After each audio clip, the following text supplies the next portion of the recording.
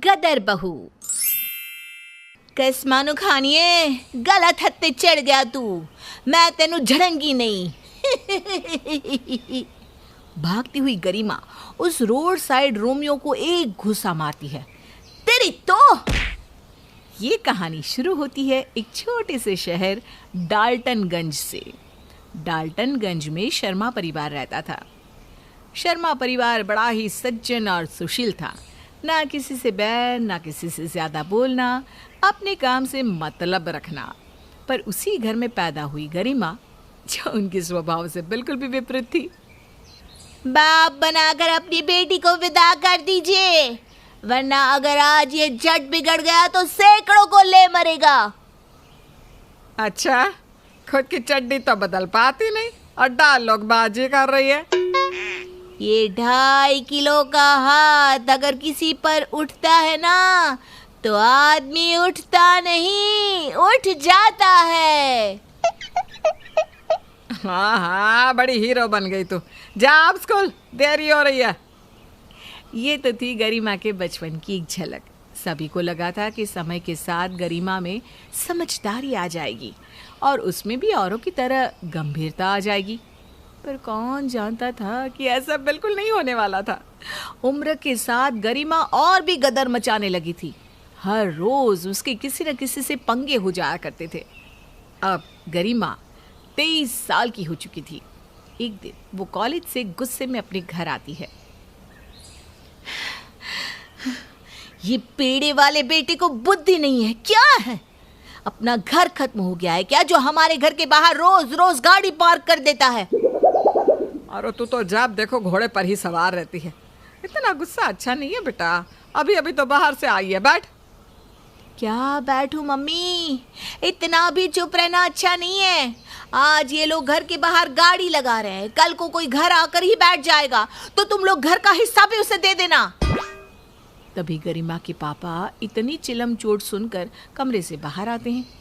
अरे क्या हो गया, इतना चीख क्यों रही है? अरे नहीं जी, वो तो हम बस अपनी कुछ बातें कर रहे थे, है ना गरिमा? अगर आज ये बाइक घर के बाहर से हटी नहीं तो मैं इस बाइक में ही आग लगा दूंगी।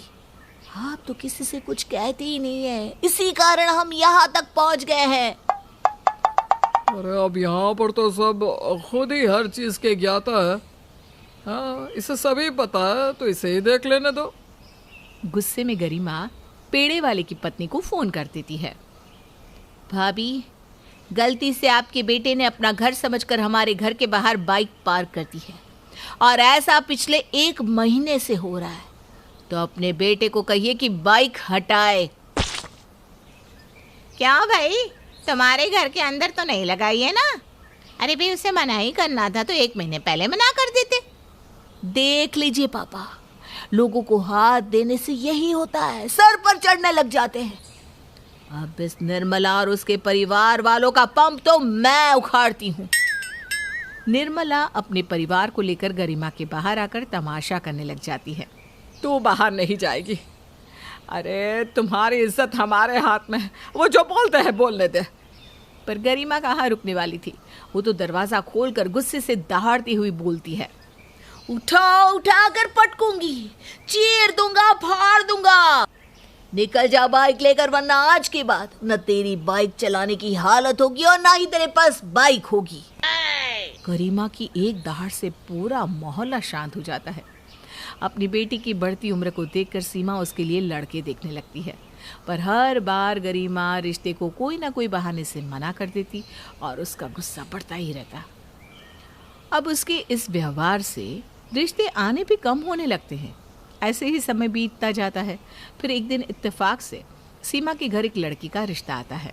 मैं तेरे आगे हाथ जोड़ती हूँ बेटा, बस शादी तक अपना मुंह बंद रखना, उसके बाद जो करना है वो करना।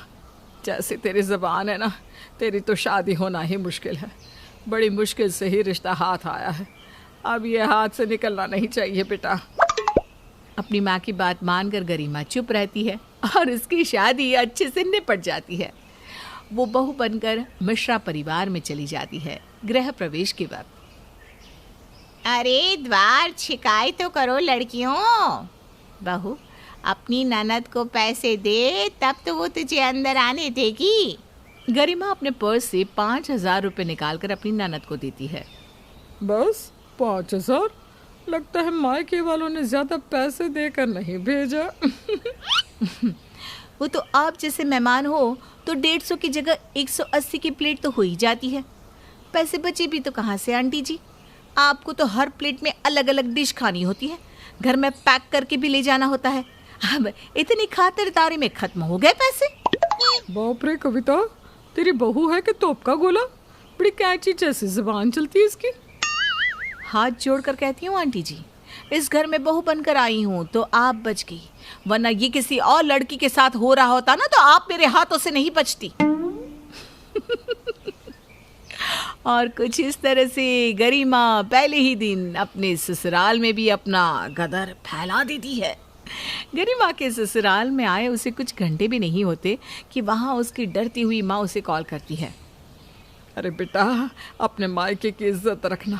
अगर कोई 2 बात बोल देना तो चुपचाप सह लेना। हाँ, कोई मुझसे अच्छे से रहेगा तो मैं भी अच्छे से रहूंगी मम्मी, और अगर मेरे सामने किसी ने शान पत्ती की तो घूंसा मार कर रहूंगी मम्मी।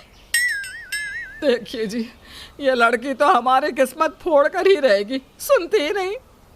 सीमा अपनी बेटी को समझाने की बहुत कोशिश करती है, पर गरिमा तो सुनने वालों में से थी नहीं। गरिमा रोज सुबह उठकर घर का सारा काम करती, बड़ों को इज्जत देती, अपने पति की सेवा करती, पर जहाँ उसे कुछ भी गलत होता लगता तो वो वहाँ बरस पड़ती। यूँ तो उसके ससुराल वाले उससे खुश थे, पर आस पड़ोस वालों को गरिमा ज़्यादा रास नहीं आती थी। गरिमा रसोई में एक दिन काम कर रही थी और प्रियंका अपनी सहेली से मिलने जाती है। अपनी बहू को बड़ा सर पर चढ़ाकर रख रही है तू शोभा। देखा है कभी मेरी बहू को कैसे चुपचाप रहती है? एक शब्द भी उसके मुंह से निकलते सुना है? एक बार मोहल्ले में बोलने की कोशिश की थी उसने, मेरे बेटे ने एक थप्पड़ मारकर चुप कर दिया। और एक तू है, जरा अपने बेटे से कहकर इस पर लगाम लगवा। ये सारी बातें रसोई में काम कर रही ही गरिमा सुन लेती है। जो बातें आप कर रही हैं ना आंटी जी, पता है उसे क्या कहते हैं? क्या है? आने दे तेरे पति को। चिल्लाइए मत, वरना इस केस को यहीं रफा दफा कर दूंगी। रोज आपके घर से आपकी बहू के चीखने की आवाज आती है।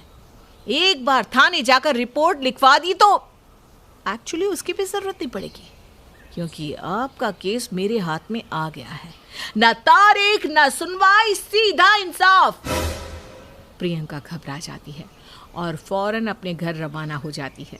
इसी तरह दिन बीत जाते हैं और एक दिन गरिमा नोटिस करती है कि उसकी ननद नैना आजकल बड़ी गुमसुम रहती थी।